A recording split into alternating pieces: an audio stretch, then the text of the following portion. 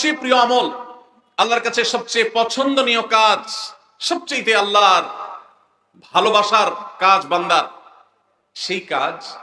যেই ভালো কাজ, যেই ইবাদত, যে আমল বান্দা নিয়মিত করে, পরিমাণে সেটা অল্প হলেও হোক, পরিমাণে অল্প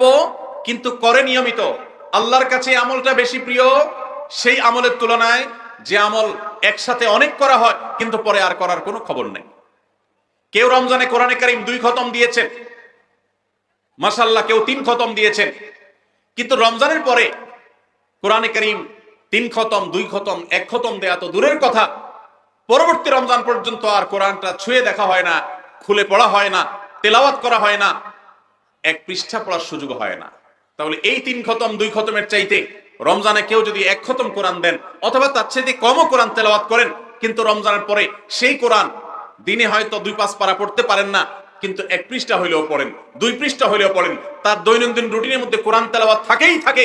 আল্লাহর কাছে ওই 3 খতম দেওয়া কোরআন তেলাওয়াতকারীর চাইতে মাত্র 10 পারা কোরআন তেলাওয়াত করেছেন যিনি রমজানে, কিন্তু রমজানের পরেও সেটাকে ধরে রেখেছেন, পরিমাণে অল্প হলেও আল্লাহর কাছে এই দ্বিতীয় ব্যক্তি অনেক বেশি শ্রেয় এবং প্রিয়।